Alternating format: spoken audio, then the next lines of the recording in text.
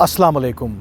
क्या कलअदम तहरीक तालिबान पाकिस्तान की दोबारा वापसी हो रही है, ख़ास करके स्वात में। स्वात जिसे पाकिस्तान का स्विट्ज़रलैंड भी कहा जाता है। इस हफ़्ते ऊपर तले ऐसे वाक़यात हुए दहशतगर्दी के, जिसके नतीजे में हमने देखा कि हज़ारों की तादाद में लोग बाहर भी आए, उन्होंने मुज़ाहरे भी किए, क्योंकि उन्होंने 2009-10 में देखा है कि कैसे कलअदम तहरीक तालिबान पाकिस्तान ने वहाँ पे तबाही मचाई, वहाँ पर लिटरली वो रूल कर रहे थे और पाकिस्तान को फिर एक फ़ौजी ऑपरेशन करना पड़ा और वहाँ से दहशतगर्दों को निकालना पड़ा। अब हाल ही में हमने देखा है कि ऊपर तले दहशतगर्दी के ऐसे वाक़यात हुए हैं जिसके नतीजे में ये ख़दशा जन्म ले रहा है कि शायद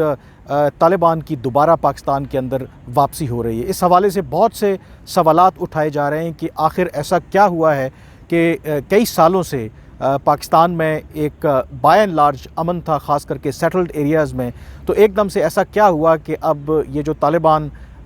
तहरीक तालिबान के लोग हैं, ये दोबारा पाकिस्तान वापस आ रहे हैं और दहशतगर्दी के ये हमले कर रहे हैं। इस कहानी का जो आगाज़ है बुनियादी तौर पर शुरू हुआ जब अफ़गानिस्तान के अंदर तालिबान की वापसी हुई पिछले साल अगस्त में। और जब पिछले साल अगस्त में उनकी वापसी हुई तो ज़ाहिर है कि इसमें कोई शक नहीं है कि पाकिस्तान उस लिहाज से खुश था, क्योंकि पाकिस्तान समझता था कि अफ़गान तालिबान की हुकूमत जब आएगी तो वो एक फ्रेंडली गवर्नमेंट होगी और जो पाकिस्तान के मफादात हैं सिक्योरिटी को लेकर के उनके वो तहफ़्फ़ुज़ करेंगे। और उसमें जो सबसे बड़ा, इससे पहले जब अफ़गान तालिबान इक़्तिदार में नहीं थे तो पाकिस्तान ने बारहा ये कंप्लेन भी की, ये शिकायत भी की जो गवर्नमेंट थी, बेशक वो हामिद कारज़ाई की हो या अशरफ गनी की हो, कि उन्होंने पनाह दे रखी है ऐसे दहशतगर्द ग्रोहों को जो पाकिस्तान के ख़िलाफ़ कार्रवाइयाँ करते हैं। और उसमें पाकिस्तान अक्सर, ये एक सरकारी बयानिया था पाकिस्तान का कि अफ़गानिस्तान की जो इंटेलिजेंस एजेंसी है NDS और भारत की जो खुफिया एजेंसी है रॉ,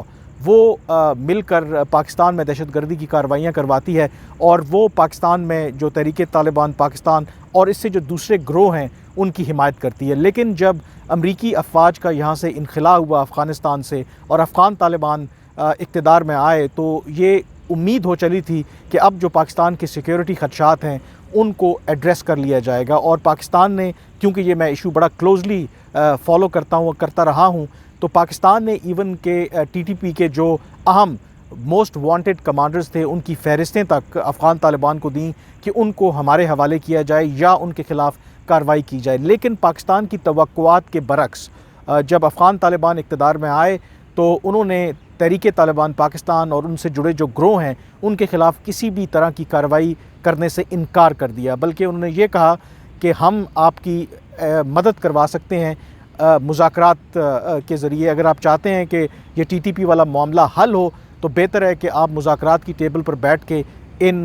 जो दहशतगर्द ग्रोह हैं इनके साथ मुज़ाकरात करें। और हमने देखा कि फिर पार्लियामेंट के अंदर जो behind the scene backdoor briefings जो अस्करी क़यादत ने दी, तो उसमें उन्होंने इस बात का एतराफ़ किया कि बुनियादी तौर पर तहरीक तालिबान पाकिस्तान और अफ़गान तालिबान एक ही सिक्के के दो रुख हैं। हालांकि इससे पहले पाकिस्तान का ये बयानिया था कि अफ़गान तालिबान और तहरीक तालिबान पाकिस्तान दो अलग अलग फोर्सेस हैं, लेकिन बाद में उन्होंने इस बात का एतराफ़ किया कि दोनों बुनियादी तौर पर एक ही सिक्के के दो रुख हैं। लेकिन जब अफ़गान तालिबान ने पाकिस्तान से ये कहा कि वो TTP के साथ आपकी कोई पीस डील करवा सकते हैं तो उनके साथ आप बराह रास्त मुज़ाकरात करें, तो इस मामले को लेकर के जो पाकिस्तान के जो स्टेक होल्डर्स थे उनके अंदर एक इख्तलाफ पाया जाता था। ख़ास करके दफ्तर ख़ारजा के अंदर जो लोग अफ़गानिस्तान के मामले को देखते थे, ये मैं आपको फ़र्स्ट हैंड अकाउंट बता रहा हूँ, वो इस बात से इख्तलाफ कर रहे थे कि हमें तहरीक तालिबान पाकिस्तान के साथ बराह रास्त मुज़ाकरात नहीं करने चाहिए। और वो इस बात पर भी उनका ऑब्जेक्शन था कि अगर आप तहरीक तालिबान पाकिस्तान की जो लीडरशिप है उनके साथ फ़ेस टू फ़ेस उनके साथ मुज़ाकरात करेंगे तो फिर TTP जैसे जो दहशतगर्द तंजीमें हैं उनको आप एक लेजिटिमेसी प्रोवाइड करेंगे, क्योंकि ये वही TTP है जिसने पाकिस्तान में दहशतगर्दी के वाक़े, दहशतगर्दी में मुलव्वस रहे हैं। ख़ास करके आर्मी पब्लिक स्कूल का जो अंदोनाक वाक़या है जिसमें बच्चों का कत्लेआम हुआ, उसके साथ जो पाकिस्तानी अफवाज हैं, पाकिस्तानी जो ट्रुप्स हैं उनको इन्होंने शहीद किया और उनकी गर्दनें उतार के इवन उनके साथ उनके जो सर हैं उनको फ़ुटबॉल बना के वो वहाँ पे खेलते रहे। तो ऐसे लोगों के साथ मुज़ाकरात करना और फिर उनके साथ फ़ेस टू फ़ेस मुज़ाकरात करना ये यकीनी तौर पर पाकिस्तान के मफादात में नहीं है। लेकिन ان کی اس رائے کو اسٹیبلشمنٹ نے، ان کی اس جو نقطہ نظر ہے جو اس وقت عمران خان صاحب برسر اقتدار تھے، انہوں نے اس کو ویٹو کر دیا، ان کو رد کر دیا. اور پھر ہم نے دیکھا کہ بطور DGISI جنرل فیض، جن کا ظاہر ہے کہ بہت بڑا ایکسپیرینس رہا، ایون جو فوجی انخلا ہوا امریکیوں کا افغانستان کے اندر، جو پیس پروسیس چلتا رہا اس میں وہ انوالو رہے، تو اس لیے ظاہر ہے کہ افغان طالبان کے ساتھ ان کے کنیکشنز بن گئے تھے. تو انہوں نے اس بات چیت کا آغاز کیا تحریک طالبان پاکستان کے ساتھ، اور پہلی دفعہ پاکستان کا جو DGISI ہے، وہ جو پاکستان کے نمبر 1 اینیمی جس کو ہم نے ڈکلیئر کیا ہوا تھا، ان کے ساتھ فیس ٹو فیس مذاکرات کیے گئے، اور توجہ یہ پیش کی گئی کہ آفٹر آل ان سارے معاملات کا حل مذاکرات کے ذریعے کرنا ہے، اور اس کی جسٹیفیکیشن اس طریقے سے دی جاتی رہی. لیکن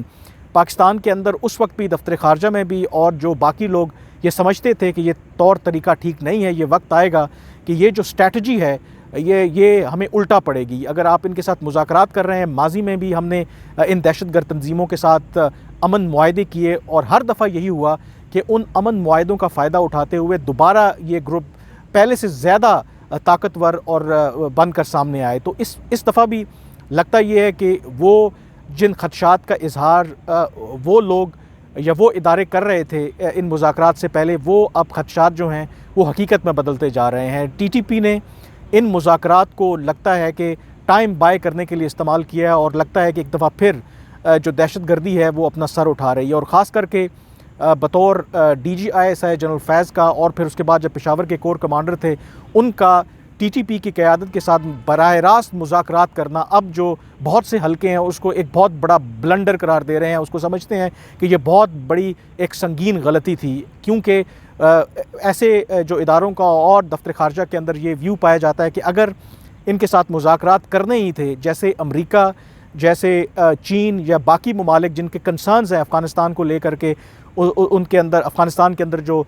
ڈفرینٹ دہشت گرد گروہ ہیں، تو یہ جو ممالک ہیں براہ راست جو وہ دہشت گرد جن سے ان کو کنسرنز ہیں ان کے ساتھ بات نہیں کر رہے، وہ تھرو افغان طالبان ان کے ساتھ مذاکرات کر رہے ہیں. اور یہی نقطہ نظر دفتر خارجہ میں بہت سے لوگوں کا تھا کہ اگر TTP کے ساتھ مذاکرات کرنے بھی ہیں تو بہتر ہے کہ افغان طالبان کو کہا جائے کہ وہ ان کے ساتھ مذاکرات کریں، ہم آپ کے ساتھ براہ راست مذاکرات میں اس میں شمولیت نہیں اختیار کریں گے. اور اگر براہ راست مذاکرات کرنا ہی تھے تو ایک آبجیکشن اس وقت یہ بھی کیا گیا کہ اس کا جو لیول ہے اتنا اوپر نہ کیا جائے کہ اگر آپ DGISI اور کور کمانڈر کے لیول تک آپ